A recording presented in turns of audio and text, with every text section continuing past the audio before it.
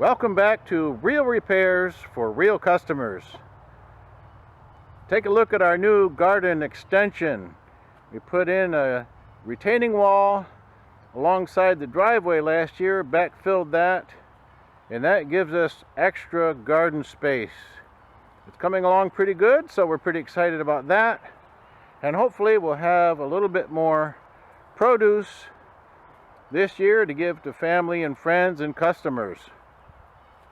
Now, we've talked a lot on this channel about leather repair and leather dyeing, but what we haven't discussed is dyeing complete hides. That's something we do on a regular basis around here. And although this may not be as technically informative, yet it can be helpful to see how somebody else goes about doing something.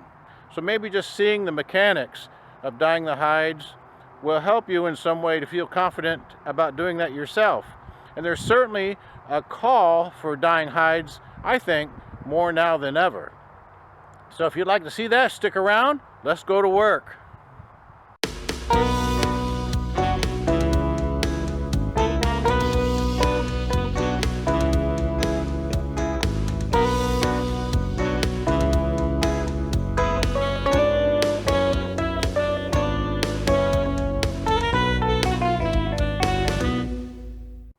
When the interior department runs out of leather before completing the job, it's customary to take leather that's left over from another job and adjust the color so that they can expedite the job. Otherwise, they may have to wait several weeks for more leather to come in. So they can send it to me for recoloring. In this instance, however, they are replacing half of the cloth with leather for this plane. So they grabbed some leftover leather for that very purpose.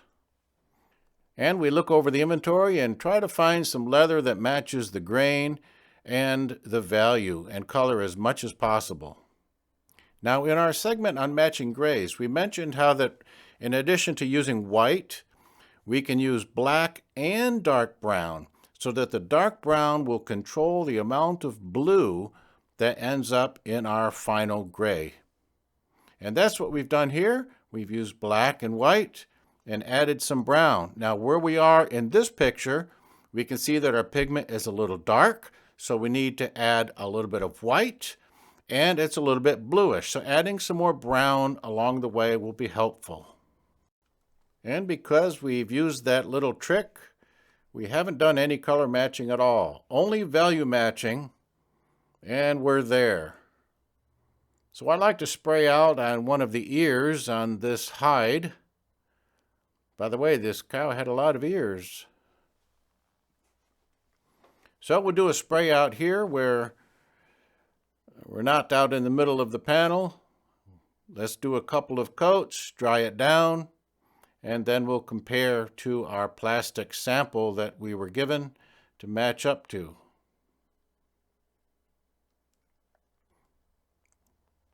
And it looks pretty good initially, but I'm always careful to look at it from the face and the flop, and that might give me an idea if it needs to be adjusted a little bit. Also, using a full spectrum light can help, but when I deliver it, they'll be looking at it under the fluorescent lights of the shop. I have 4 of these big tables, so sometimes to do a hide correctly, I'll need 3 tables like you see here, and then 1 table across the end. And generally it's 3 alternating coats to get full coverage and a clear coat. By the way, when I deliver it, they always test it with some very harsh cleaner and some MEK, and it always passes the test. Now for this job initially, they called for 2 hides. So the first hide will have to go on a curing rack. Make sure you get the cardboard tube that the hide was initially shipped on. Nothing works better for hanging this hide than that cardboard tube. I've made this rack out of a couple of telescoping stands and a piece of conduit with some elbows. You won't want to hang the hide over anything with a sharp edge, even something like a 2x4 will leave a mark. And the nice thing about the cardboard tube is that it grabs the back side of the leather so it doesn't slip off. It puts a pretty good grip on it. The most hides that we've had to recolor a certain color is 9 for one aircraft. And there's a story behind that. This builder wanted his aircraft interior to match his Ferrari.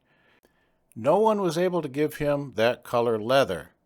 Now, the facility that I sub for is known for customizing work, and now you can see why.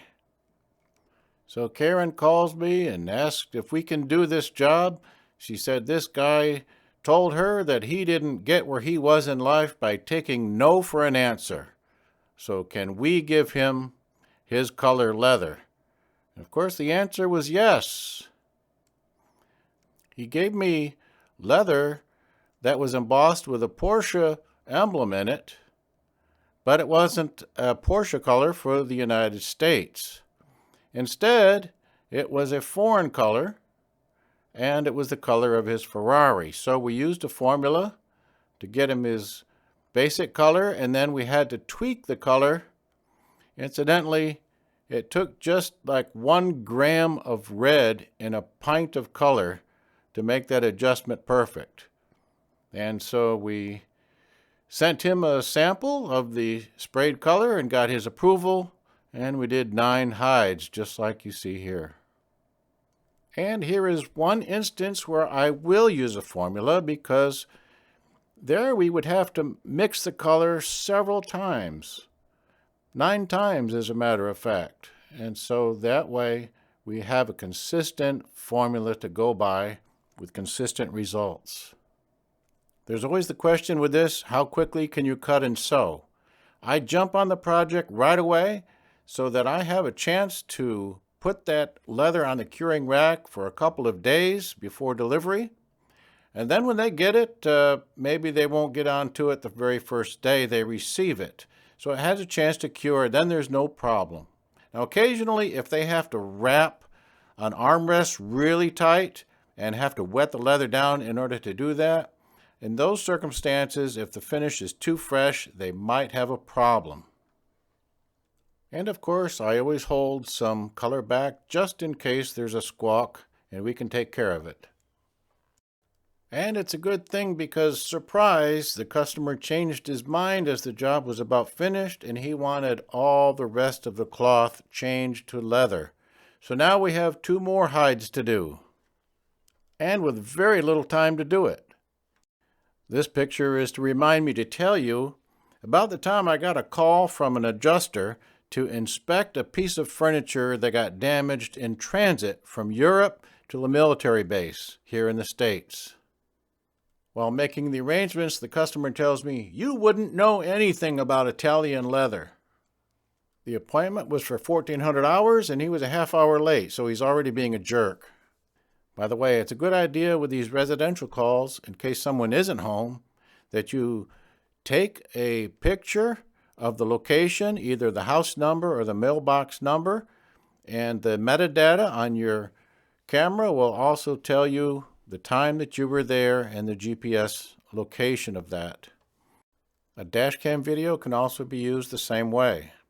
We call that CYA, Chronicle Your Activities. Always chronicle your activities when dealing with the public, especially at a residence. Keep out of trouble. So there was one automotive-style headrest on this couch that was leather. The rest of the couch was vinyl. And around the very back where the most of the damage was urethane. So you can imagine the customer was pretty hot on learning that. However, I told him, I didn't really know much about Italian urethane. And then he put me out. Welcome to my boot camp, Sergeant. Thereafter, every time I went back to see the adjuster, Lori would ask me, "Rick, do you know anything about Italian leather?"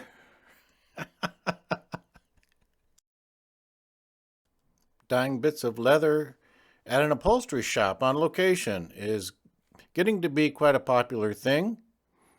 because as it is, they want to use some inventory and they can turn the job around much quicker. This particular shop really appreciates the extra money that I make for him by providing this service. If I had to list one attribute that made a technician a true craftsman, it's the ability to deliver a custom color. It opens up so many opportunities that others could never have. Here is a mock-up where the new welt cord material didn't match the old and the old was worn, so I had to do the entire aircraft. Every cushion had welt cord.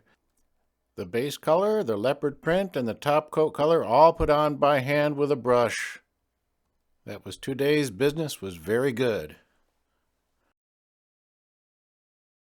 So let me leave you with this suggestion. When you have a couple of headrests to recolor in the shop, you need something to hold your headrest. So these gallons of solvent do the trick.